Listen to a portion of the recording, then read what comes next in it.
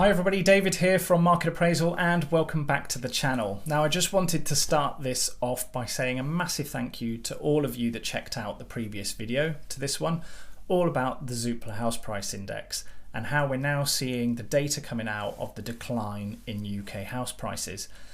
Now obviously this is a hot topic that will affect a lot of people in different ways, and what was great to see was the amount of people that went down into the comments, shared their viewpoints, shared what was going on for them, and ultimately then we're able to help as many people as possible.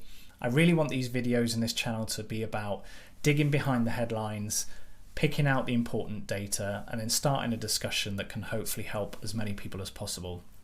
So thanks again for all of the interaction with the previous video.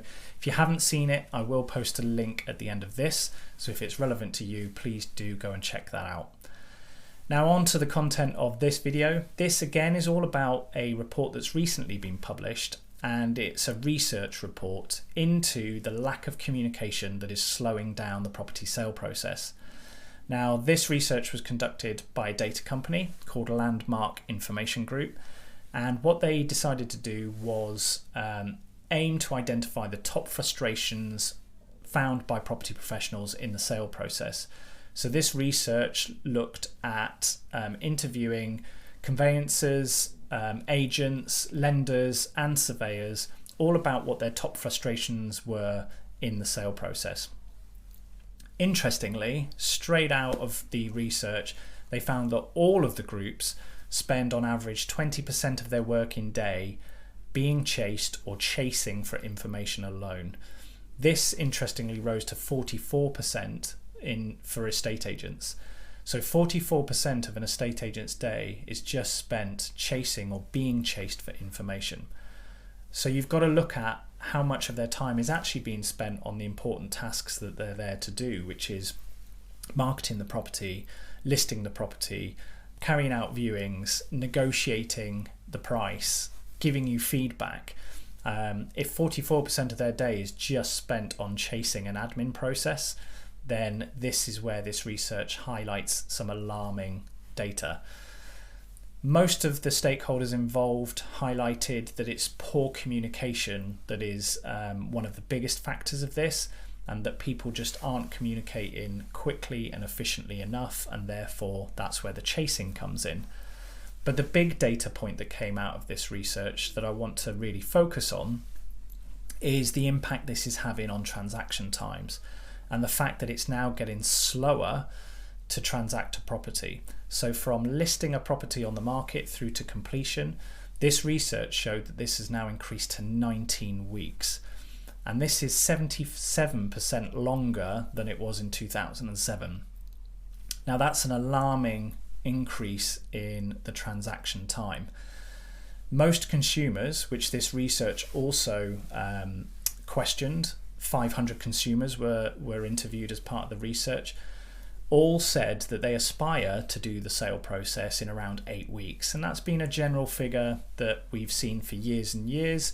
And I personally, as an agent, have seen properties transacted within 8 weeks, but it is getting harder and extremely rare.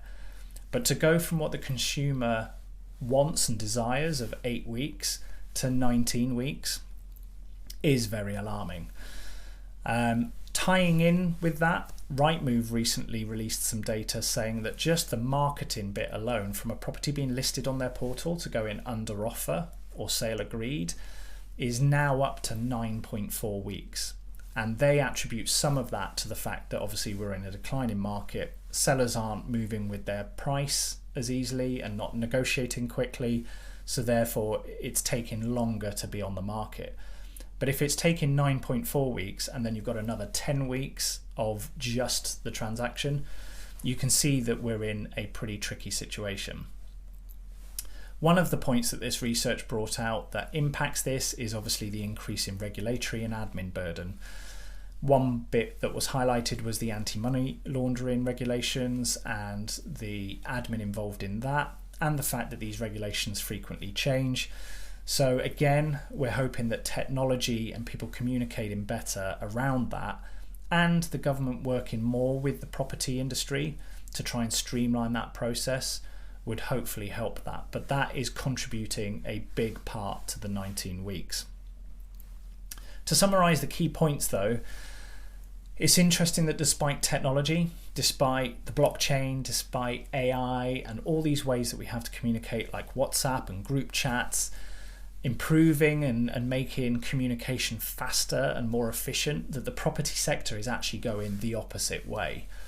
Transaction times are increasing, which just doesn't make any sense. Now, the industry welcomes government's latest commitment to improving the home moving process, but ultimately I think it will take a collaborative solution from the property industry. We need to utilize technology, we need to utilize data and improve the level of communication and service that is wanted both from the property professional, but more importantly from the consumer. What do you think about this? Let me know in the comments below. Have you experienced a transaction recently? What things worked, what things didn't work? Let me know your feedback and what you think below. Here are a couple of points that hopefully can help in the meantime. Until we get this collaborative response and this utilization of technology, there are a few things that you can do to help speed the process up. The first thing I would highly recommend is that you pick your power team carefully. When I say power team, these are the professionals around you that you employ to help you along this process. These are typically an estate agent if you're selling, definitely your conveyancer, your mortgage broker. Pick these people very carefully based on what you're trying to achieve. Always go for people who are highly recommended. When you're looking at a conveyancer, I would really recommend that if you're selling a leasehold property, find out which conveyancers have already sold in the building successfully, because they will know all the nuances of the lease. They will have had previous communication with the managing agent and freeholder, and all these things create hurdles along the way to selling a leasehold property. So if you're selling a leasehold property, find out who the conveyancers are that have already sold in the building successfully, get recommendations from other owners in the building, and you won't go wrong. In terms of estate agents, if you're selling, again, go on recommendation, go on somebody who has done really, really well for other people, who is aware of your circumstances, aware of your particular property and has dealt with similar properties previously, and make sure that you really buy into what they're saying in terms of marketing strategy and communication strategy. How are they going to communicate to make the process quick for you and get you from instruction to completion as quickly as possible? Next, I would highly recommend that you complete all your paperwork, all your legal paperwork, and things like your lending, mortgage broker paperwork as quickly as possible. I know it's labor intensive, I know there's a lot involved, but honestly, if you do it in advance, you're then not going to be reacting, trying to get information together, trying to get a certain piece of information from a third party last minute, and then ultimately it ends up extending the time of the transaction. So do all of your paperwork in advance, get it all done, and that will help to speed up the process. The last point that I would highly recommend is just in terms of communication, be ready and react quickly throughout the entire process. It can take a long time, but what you find is that people start to sit back, don't react so quickly.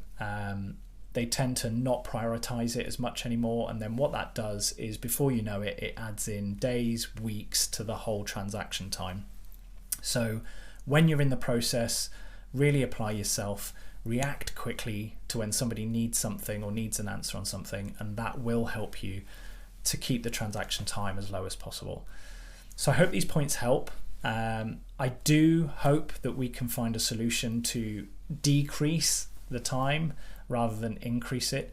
But this research really does highlight that this topic needs looking into from a property industry perspective and in a wider perspective, that we all try and get this process to be much more efficient and quicker for everybody involved.